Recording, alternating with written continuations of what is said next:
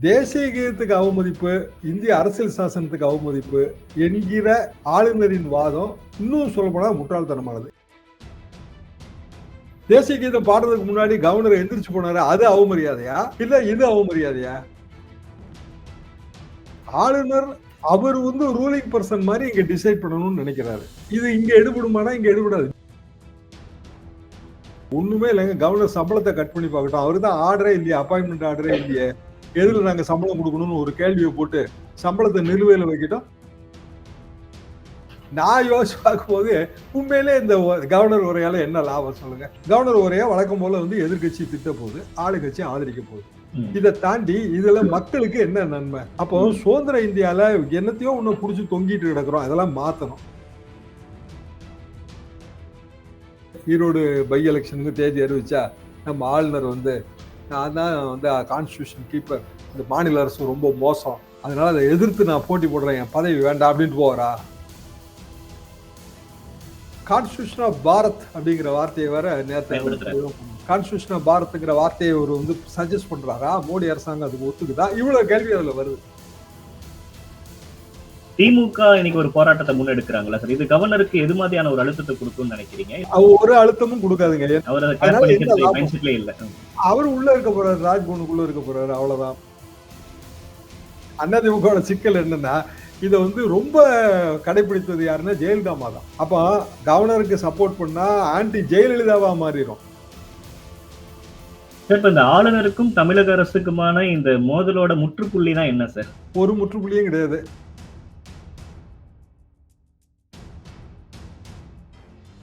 டிடிபேட் நேயர்களுக்கு வணக்கம். இன்றைய சிறப்பு நேர்காணலில் நம்மோடு இணைந்திருக்கிறார் மூத்த பத்திரிகையாளர் தரசு ஷாம் அவர்கள். சார் வணக்கம். பிரதீப் வணக்கம். சார், இந்த ஆண்டோட முதல் சட்டப்பேரவை கூட்டத்தொடர் ஆளுநர் உரையோட தொடங்கியிருக்க வேண்டிய ஒண்ணு. ஆனா ஆளுநர் உரை ஆளுநர் வாசிக்கல, சபாநாயகர் அப்பா அவர்கள் வாசி இந்த கூட்டத்தொடர் தொடங்கி வச்சிருக்கிறாரு. ஆளுநர் மாளிகையிலிருந்து வரக்கூடிய விளக்கம் என்னவா இருக்கு அப்படின்னா, தேசிய கீதத்தை நீங்க மதிக்கல அப்படின்ற ஒரு விளக்கம் கொடுக்குறாங்க. 91 வரைக்கும் முன்னாடி ஒரு மரபு இருந்துச்சு, 91க்கு அப்புறம் ஒரு மரபு பின்பற்றப்படுது. ஆனா அதை விட முக்கியம் அரசியலமைப்பு சட்டத்துல சொல்லப்பட்ட ஒன்று அப்படின்னு ஆளுநர் மாளிகை ஒரு விளக்கம் கொடுக்குறாங்க. அண்ணாமலை ஒரு விளக்கம் கொடுக்கிறாரு. நேற்று நடந்த நிகழ்வுகளை நீங்க எப்படி சார் பாக்குறீங்க? ஆளுநர் மாளிகை விளக்கம் கொஞ்சம் அபத்தம். ஆளுநர் மாளிகையில் நானும் பணியாற்றி இருக்கிறேன். பொதுவாக கவர்னர் உரை என்பது அரசாங்க உரை, அது எல்லாருக்கும் தெரியும். முதல்ல எப்படின்னா, ஒரு உரையோட டிராப்டை ஒரு நோட்டு போட்டு கோட்டையில இருந்து ராஜ்பவனுக்கு வரும். கவர்னர் படிச்சு பார்ப்பாரு.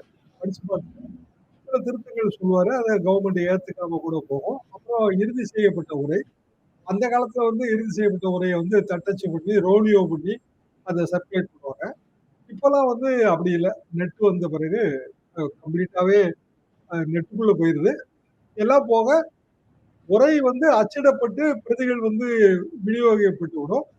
எல்லா எம்எல்ஏக்கும் தனித்தனியான சிஸ்டம்ங்கிறதுனால சிஸ்டத்துல இப்போ லோட் ஆயிருக்கு. இந்த உரையில மாற்ற முடியாது. இறுதி செய்யப்பட்டு விட்டால் அதை மாற்ற முடியாது. ஏன்னா அப்படி மாத்தினா, இப்போ உதாரணமா ஆளுநரே மாற்றி வாசிச்சாருன்னா புது உரையவே நம்ம தயார் பண்ணணும். இல்லைன்னா நம்பிக்கை தீர்மானம் எந்த உரை மேல நம்ம போட முடியும்?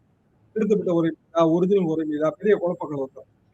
இதுதான் கவர்னர் உரையோட ஒரு மரபு, இதுதான் நடைமுறை. அப்போ இப்போ கவர்னர் உரை ஏற்கனவே கவர்னர் திருத்தங்களை கவர்மெண்ட் ஏத்துக்கல, கவர்னருக்கு பிடிக்கல, உரையே பிடிக்கல அப்படின்னா அவர் என்ன பண்ணுவாரு? நிறைய கவர்னர் என்ன பண்ணுவாங்கன்னா, உரையோட முதல் பகுதியும் கடைசி பகுதியும் வாசி அவங்க கிளம்பி போயிடுவாங்க. உரை நிகழ்த்தப்பட்டதாக பொருள். அந்த பேரவைத் தலைவர் மீண்டும் அதை வாசிப்பார். இதுதான் நடைமுறை. சில கவர்னர்கள் விடுத்து படிப்பாங்க. விட்டுட்டு படிச்சாலும் கவர்னர் உரை என்னவோ அதுதான் வாசிக்கப்பட்டதாக பொருள்படும். அப்போ இந்த கவர்னர் ராஜ்பவனை விட்டு கிளம்பும் போது இதுதான் உரைன்னு அவருக்கு தெரியும். உரைக்கு முன்னாடி, உரை துவங்குவதற்கு முன்னாடி தமிழ் தாய் வாழ்த்து பாடப்படும். உரை முடித்த பிறகு தேசிய கீதம் பாடப்படும். அது அவருக்கு தெரியும். ஏன்னா அது இவருக்கு 4வது உரை. கிட்டத்தட்ட 3 உரையா இந்த நடைமுறை தான் பின்பற்றப்படுது.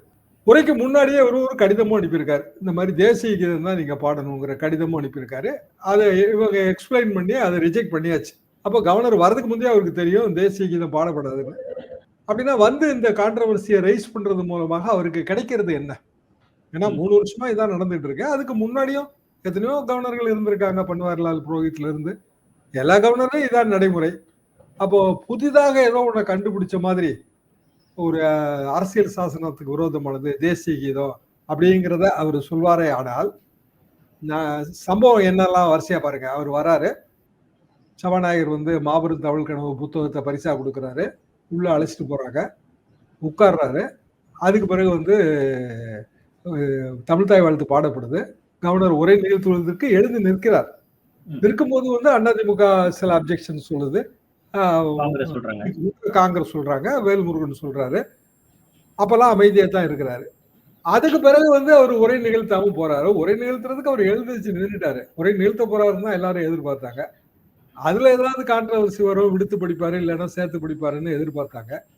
ஆனா அவர் வந்து அவர் என்ன சொன்னார்னு வேற அந்த ஆரவாரத்துல கேட்கல, சபை குறிப்பிலும் இல்லை. ஸோ ஏதோ சொல்றாரு, அது என்னன்னு தெரியாது. உரை நிகழ்த்தாம எழுந்திரிச்சு போயிட்டு ராஜ்பவன்ல இருந்து விளக்கம் வருது. முதல் விளக்கத்தை டெலீட் பண்ணிட்டாங்க. ஏன்னா இது சம்பவம் நடக்கும் போது நான் வந்து தொலைக்காட்சியில நேரடி தொலைபேசி பேட்டியில் இருக்கிறேன். ஆளுநர் மாளிகையிலிருந்து விளக்கம் வந்த உடனே தொலைபேசி பேட்டியில் அதை சேர்த்து பேசுறோம். ஒரு கிட்டத்தட்ட ஒரு 7-8 நிமிஷம் பேட்டிங்க, 10 நிமிஷத்துக்கு உள்ள பேட்டி. அப்போ பேசிட்டு இருக்கும் போதே ஆளுநர் மாளிகை வந்து அதை டெலீட் பண்ணிடுச்சு. ஸோ டெலீட் பண்ணிட்டாங்க அப்படின்னு எனக்கு தொலைக்காட்சியிலிருந்து சொன்னாங்க. அப்போ ஆளுநர் மாளிகையில ட்வீட், அபிஷியல் ட்வீட் போடுறதுக்கு முன்னாடி கவர்னர்கிட்ட காமிக்காம போட மாட்டாங்க. கவர்னர்கிட்ட காமிச்சு அவர் அப்ரூவ் பண்ணி தான் போட்டிருக்காங்க. திருப்பி அதை அவர் டெலீட் பண்ணியிருக்காருன்னா ஏதோ சம்திங் இஸ் மிஸ்ஸிங் அப்படிங்கறத அப்பவுமே பதிவு பண்ணோம். அந்த சம்திங் என்ன அப்படிங்கிறதுனா அரசியல் சாசனத்துக்கு விரோதமானதுன்னு அவர் சொன்னதுதான் அந்த சம்திங். அப்போ அரசியல் சாசனத்துக்கு விரோதமானதா அப்படிங்கிற கேள்வி வருது. அரசியல் சாசனத்துல என்ன சொல்லுது அப்படின்னா தேசிய கொடிக்கான மரியாதை. அதுக்கு பிறகு நம்ம நேஷனல் ஹானர்ஸ் ஆக்ட் கொண்டு வந்துடும், insult to the national honours act. தேசிய சின்னங்கள் இதுக்கெல்லாம் என்ன மரியாதை கொடுக்கணும், மரியாதை கொடுக்கலன்னா என்ன தண்டனை, இதுதான் அந்த சட்டம். அப்போ நம்ம சுதந்திரம் அடைந்து அரசியல் சாசனத்தை நிறைவேற்றும் போது மாநிலங்களுக்கு கீதம் இருந்ததா, மாநில பாடல் இருந்ததானா? இல்லை, எந்த மாநிலத்தும் கிடையாது. முதல்ல மாநில பாடல், மாநில கொடி இந்த இதை வந்து கிளப்பினது தமிழ்நாடு தான். அப்போ மாநில கொடி வந்து இந்திரா காந்தி அம்மையார் அதை ஒத்துக்கல. அதுக்கு பதிலாக ஒரு காம்ப்ரமைஸ் ஏற்பாடா சுதந்திர தினத்தன்னைக்கு முதலமைச்சர்கள் கொடி ஏற்றுட்டோம். அப்போ 2 வாட்டியும் கவர்னர் தான் ஏற்றிட்டு இருந்தார். சுதந்திர தினத்துக்கும் அவர் தான் ஏற்றுவாரு, குடியரசு தினத்துக்கும் அவர் தான் ஏற்றுவார். அதை மாற்றி தனிக்கொடி வேண்டாம், தேசிய கொடியை வந்து சுதந்திர தினத்தன்னைக்கு முதலமைச்சர்கள் ஏற்றட்டும், குடியரசு தினத்தன்னைக்கு கவர்னர் ஏற்றட்டும், இப்படியான ஒரு காம்ப்ரமைஸும் மாநில பாடலுக்கு ஓகேயும் சென்ட்ரல் கவர்மெண்ட் கொடுத்துச்சு. அப்போ மாநில பாடல் என்ன வைக்கணுங்கிற வாதம் இங்கே எழுது. அது எங்களுக்கு காலேஜ் டேஸோட 2வது ஆண்டு. மாநில பாடல் பலரும் பல சஜஷன்ஸ் கொடுத்துட்டு இருந்தாங்க. கரந்தை தமிழ் சங்கம் தான் இப்போ நம்ம பயன்படுத்துகிற இந்த பாடலை சொல்லுச்சு. அப்புறம் அஃபிஷியலாக அதை கலைஞர் காலத்தில் கொண்டு வரும்போது அதில் வந்து ஒரு மொழியை வந்து சிறுமைப்படுத்துகிற மாதிரி இருக்கு, ஆரியம் போல் வழக்குழிந்துங்கிற வார்த்தை வருது, அப்படி வேண்டாம், அந்த வார்த்தையை ட்ரங்கேட் பண்ணிடுவோம்னு சொல்லிட்டு அதை எடுத்துட்டு ஷார்ட்டர் வெர்ஷனை அஃபிஷியல் தேசிய மாநில கீதமாக்கி அதை மத்திய அரசாங்கத்துக்கு அனுப்பி மத்திய அரசாங்கம் ஒப்புதல் பெற்ற பிறகு தொடர்ந்து எல்லா அரசு நிகழ்ச்சிகளிலும் முதல் பாடல் என்கிற அந்த மரபு வந்துச்சு. வந்த பிறகு கவர்னர் உரையையும் முதல் பாடல் அது. கவர்னர் உரை நிறைவு பெறும்போது தேசிய கீதம். இதுல தேசிய கீதம் பாடாமல் முதல்ல ஆரம்பிக்கும் போது பாடாமல் விட்டால் அது வந்து எல்லா மாநில அசம்பிளிலும் அது இல்லை, தேசிய கீதத்தை அவமதிக்கும் செயல்னு ஆளுநர் சொல்வது ரொம்ப சிறுபிள்ளைத்தனமானது தான். என்ன காரணம்னா, நிறைவாக தேசிய கீதம் பாடும்போது தேசிய கீதத்துக்கு பெருமை கிடைக்குதா, துவக்கமாக தேசிய கீதம் பாடப்படும் போது தேசிய கீதத்துக்கு பெருமை கிடைக்குதா? இதுவே ஒரு பெரிய கான்செப்சுவல் டிஃபரன்ஸ். ஒரு நிகழ்ச்சி துவங்கும் போது ஒரு பாடல், நிறைய நிகழ்ச்சிகள்ல அந்த காலத்துல இறைவணக்கம் தான் பாடுவாங்க. இறைவணக்கம் பாடிட்டு நிகழ்ச்சி நடக்கும். நிகழ்ச்சி நிறைந்தது என்று சொல்வதற்கு நாட்டுப்பண் இசை. தேசிய கீதத்துக்கு அதுவே தான் பெருமை. நிகழ்ச்சியோட நிறைவுல பாடுவதே தான் பெருமை. நிகழ்ச்சிகளோட துவக்கத்திலும் நிறைவிலும் பாடினா, துவக்கத்துல பாடின உடனே நிகழ்ச்சி நிறைவு பெற்றதால பொருள் விடும். நிகழ்ச்சி வந்து தொடர்ந்து நடக்கிறதுக்கு தானே ஒரு வழிவகை செய்ய வேண்டும். இது தனி கதை. அப்போ ஆளுநர் ரவி தேசிய கீதத்தோட பாதுகாவலர், நான் தான் வந்து இந்திய தேசிய ஒற்றுமையை பேணி பாதுகாக்கிற மாதிரியான ஒரு இமேஜ் எடுக்க முயற்சிக்கிறாரு. இது எந்த இடத்துல வந்து மாநில அசம்பிளிகள்ல தேசிய கீதம் முதல்ல பாடப்படணும்னு சொல்லப்பட்டிருக்குன்னா எந்த இடத்துலயும் இல்லை. அப்படி சொல்ல வேண்டிய அவசியமும் அந்த காலத்துல இல்லை. 1950 அப்படி சொல்ல வேண்டிய அவசியம் இல்லை. ஏன்னா 52 தான் நமக்கு முதல் தேர்தலே நடக்குது. அப்போ கான்ஸ்டியூஷன் போடும்போது அது சொல்ல வேண்டிய தேவை எழவே இல்லை. அதெல்லாம் வந்து காலப்போக்குக்கு விடப்பட்ட விஷயங்கள். எல்லா சட்டமும் முழுமையா இருக்காதுங்க. இன்டென்ஷன் ஆஃப் லா மேக்கர்னு சொல்லுவோம். ஒரு சட்டம்னா வரி இல்லை, சட்டத்தை இயற்றியவர்களின் நோக்கம். எதுக்காக சட்டம் இயற்றப்பட்டது? இப்போ பிரசன்ட் பப்ளிகேஷன் ஆக்ட், அதுல வந்து பிரிண்டிங் இன்க்ளூஸ் லித்தோகிராஃபிங்கிற ஒரு வார்த்தை தாங்க இருக்கு. இதை வச்சு நான் ஒரு வழக்கு நடத்தினேன். அதாவது பத்திரிகையே முடக்கணும்னு சொல்லி அரசாங்கம் வழக்கு போட்டுச்சு. என்னன்னா ப்ரெஸ் இல்லை அப்படின்னு. ஆனா டெக்னாலஜி வளர்ந்துருச்சு. அப்ப டிடிபி வந்துருச்சு, அது டெஸ்க்டாப் பப்ளிஷிங். டிடிபி வந்துருச்சு.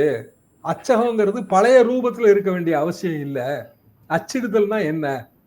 இட் இன்க்ளூட்ஸ் லித்தோகிராஃபிங்கிற வார்த்தை இருக்கு. அதாவது காலப்போக்கில் வந்து விஞ்ஞான முன்னேற்றத்துக்கு ஏற்றவாறு இந்த பிரிண்டிங் சட்டம் வந்து மாறுது என்கிற வாதம் வைக்கப்பட்டு அதை நீதிமன்றம் ஏற்றுக்கொண்டு எங்க அலுவலகத்துக்கே நீதிபதிகள் வந்து அதை செக் பண்ணாங்க அந்த காலத்துல. இதெல்லாம் 80களில் நடந்த விஷயங்க. எதுக்காக நான் சொல்ல வரேன்னா, சட்டம் என்பது டைனமிக். அரசியல் சாசனம் ரொம்ப டைனமிக். அதனாலதான் நம்ம 100 முறை அதை திருத்தி இருக்கோம். அது வளர்ந்துகிட்டே தான் இருக்கும். அப்போ அரசியல் சாசனத்தை அவமதித்து விட்டார்கள், தேசிய கீதத்தை அவமதித்து விட்டார்கள் ஆளுநர் சொல்றது அது வந்து ரொம்ப 10ஆம் பசலித்தனம், சிறுபிள்ளைத்தனம். அது போக அது சரியும் கிடையாது, சட்டப்படி சரியும் கிடையாது. சரி, இப்ப நம்ம அவங்க ஒரு விளக்கம் கொடுக்குறாங்க சார். மரபு அப்படின்னு நம்ம ஒன்ன ஃபாலோ பண்றோம். ஆரம்பத்துல தமிழ் தாய் வாழ்த்து, இறுதியில வந்து தேசிய கீதம் அப்படின்றது நம்ம மரபு.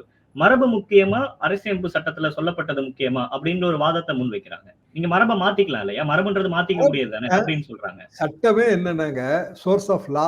எது வந்து சட்டத்தின் மூலக்கண் அப்படின்னா கஸ்டம் தான், மரபு தான்.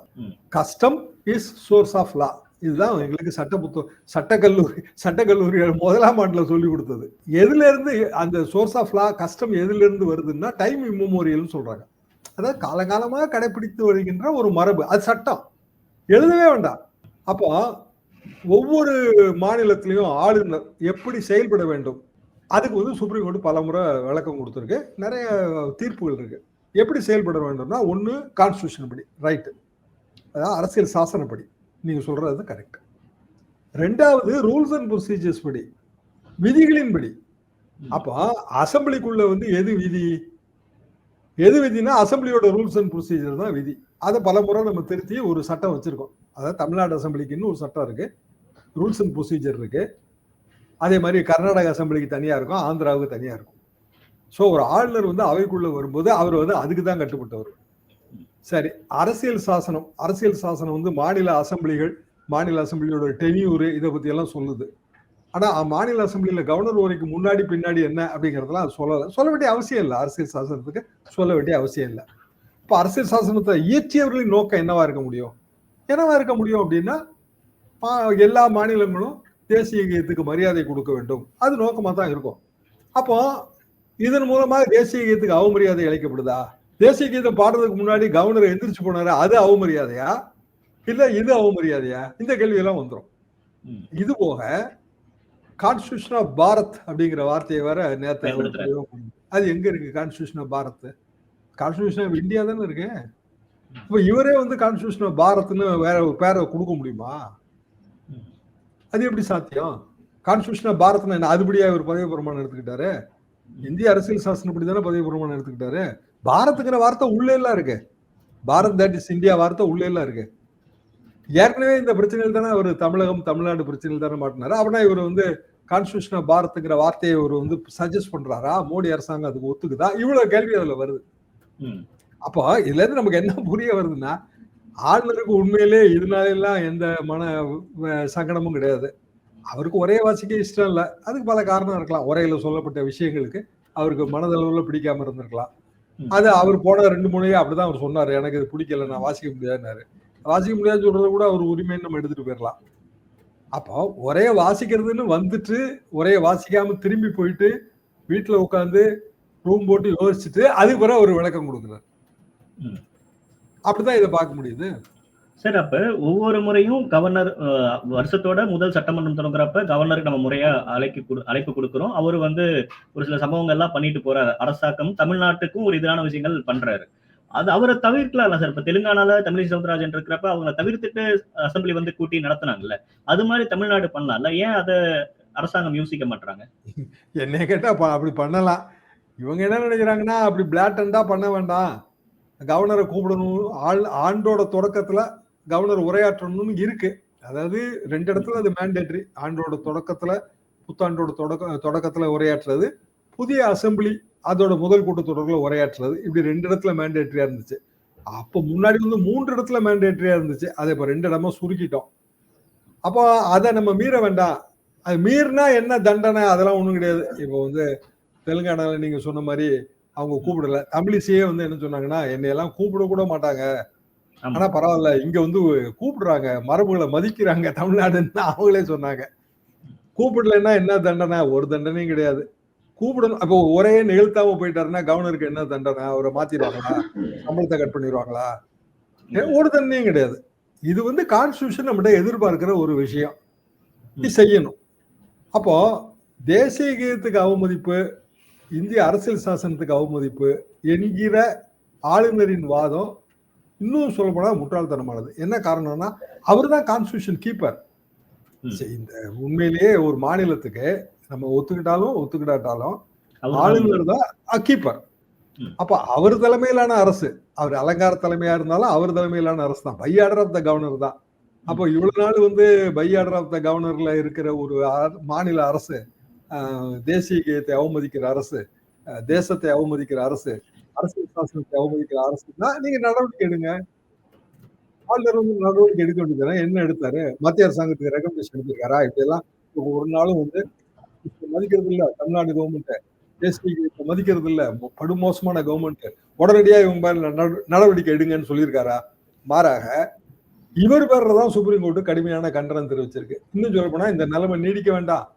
முதலமைச்சரும் ஆளுநரும் உட்கார்ந்து பேசியதுக்கு ஒரு முடிவு வரணும்னு ஒரு சஜஷன் சொல்லி முதலமைச்சர் மு க ஸ்டாலினும் ஆளுநர் ஆர் என் ரவி அவர்களும் பேசி டீ குடிச்சிட்டு வந்தாங்க. அப்புறமும் இதே தானே பிரச்சனையா இருக்கு.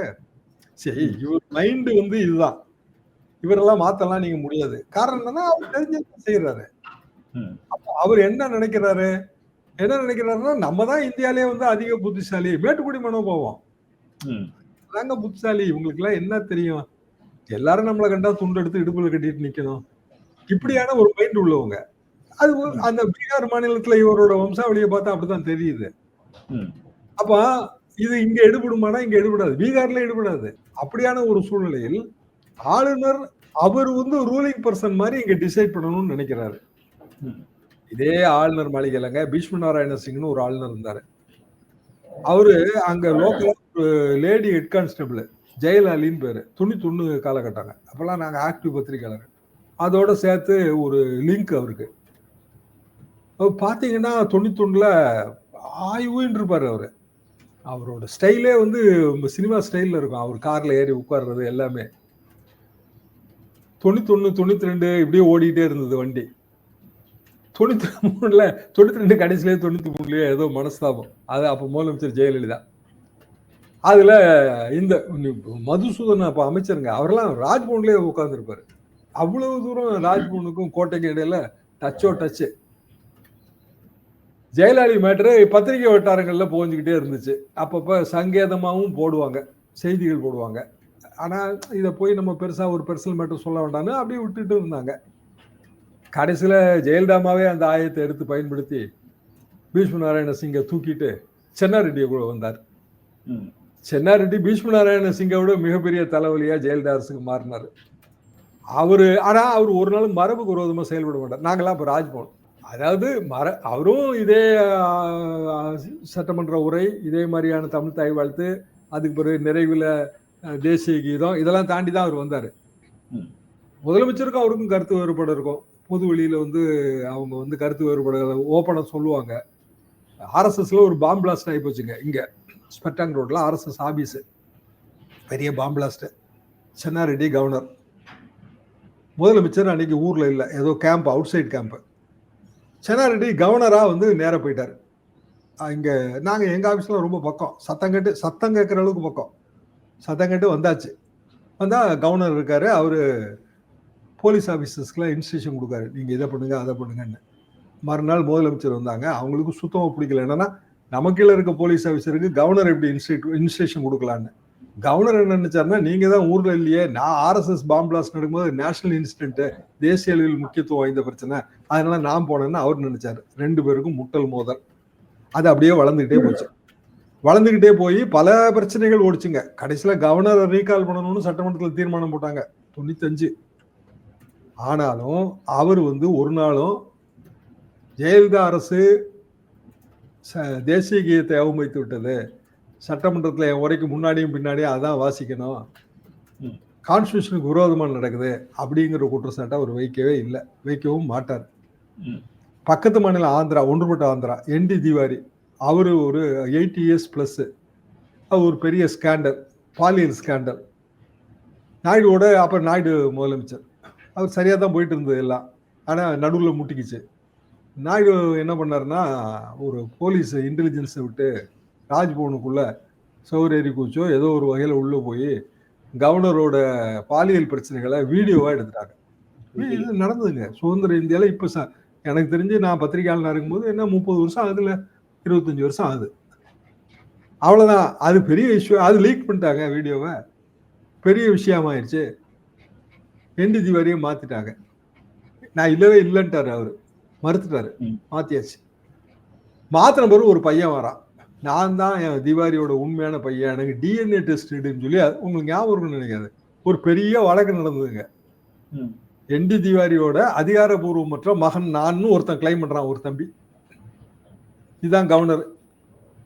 பெரிய வழக்கு நடந்தது. கடைசியில் வழக்கு ஃபைனல் ஸ்டேஜுக்கே வரல. என்டி திவாரி ஆமாமா என் பையன் தான் ஒத்துக்கிட்டாரு.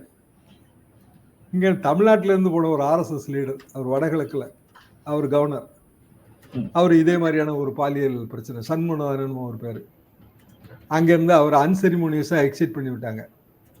கவர்னர்கள் அவர்களும் மனிதர்கள் தான், அவங்களும் பல்வேறு பிரச்சனைகளுக்கு உள்ளாகி தான் இருந்தாங்க சுதந்திர இந்தியாவில். ஆனால் கான்ஸ்டியூஷன் என்னவோ, ஒரு மாநிலத்தோட ரூல்ஸ் அண்ட் ப்ரொசீஜர்ஸ் என்னவோ, ஒரு மாநிலத்தோட மரபு என்னவோ, அதை மதித்து நடக்க வேண்டிய கடமை அவங்களுக்கு இருக்கு. அப்படி இல்லாம போகும்போது இப்ப என்ன ஆகுது, பிரச்சனை திசை திருப்பப்படுது.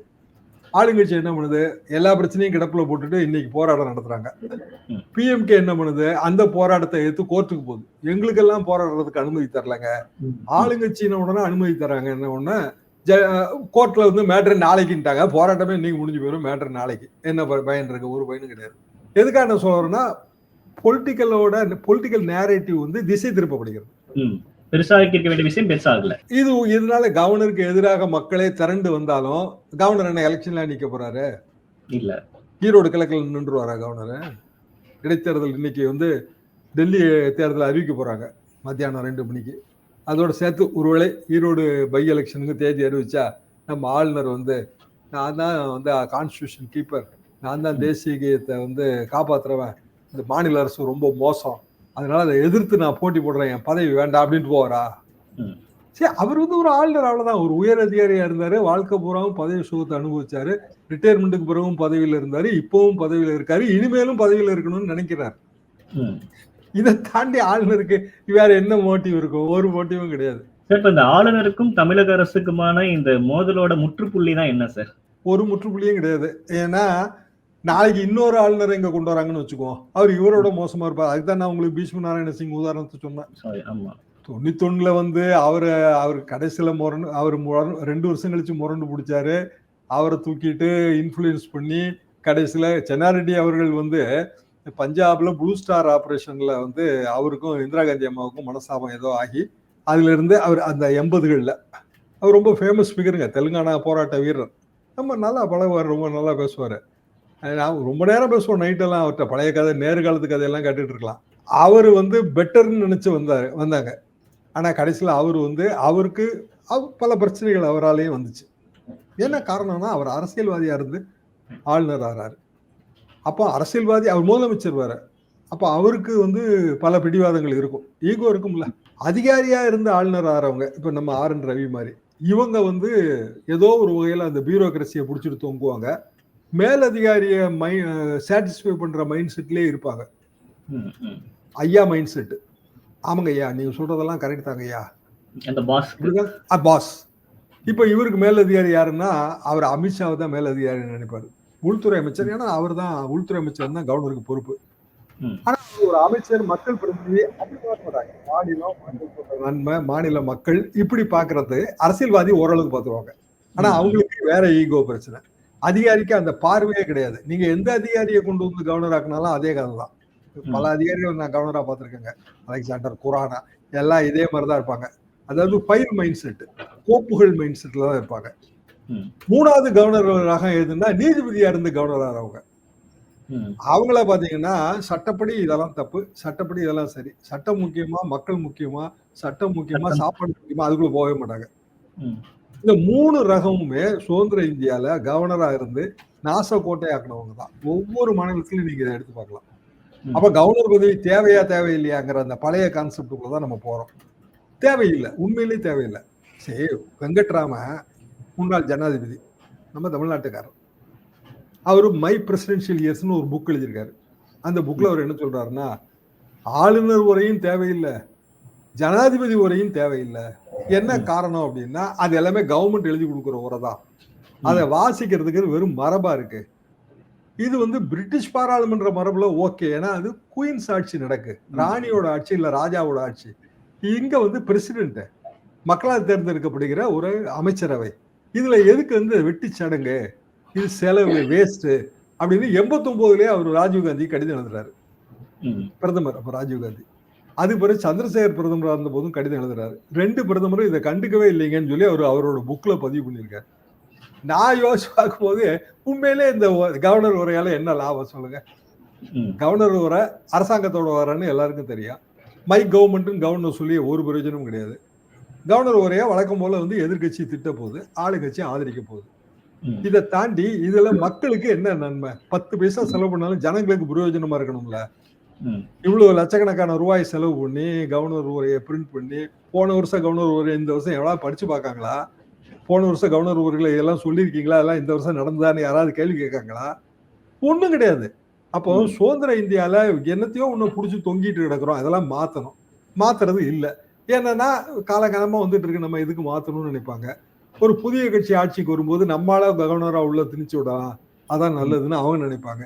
இப்படியே இது போயிட்டு இருக்குங்க. அப்ப இதை யார் அட்வான்டேஜா எடுத்துக்கிறாங்க அப்படின்னா, இந்த ஆள வந்தார் மைண்ட் செட்ல இருக்கிற ஆர்.என். ரவி மாதிரியானவங்க தான் எடுத்துக்கிறாங்க. Okay sir. இந்த விவகாரம் என்ன எப்படி ஆகப் போகுது அப்படின்னு பார்க்கலாம் சார். ஒரு இறுதியா ஒரு கேள்வி, சுருக்கமான ஒரு பதில் எதிர்பார்க்கிறேன் சார். திமுக இன்னைக்கு ஒரு போராட்டத்தை முன்னெடுக்கிறாங்கல்ல சார். இது கவர்னருக்கு எது மாதிரியான ஒரு அழுத்தத்தை குடுக்கும்னு நினைக்கிறீங்க? இல்ல ஜஸ்ட் இது ஒரு கண் துடைப்புக்கான ஒரு போராட்டம் தான் அப்படின்னு பார்க்குறீங்களா? ஒரு அழுத்தமும் கொடுக்காதுங்க. என்ன காரணம்னா, கவர்னருக்கு அழுத்தம் கொடுத்தா என்ன, கொடுக்காட்டா என்ன?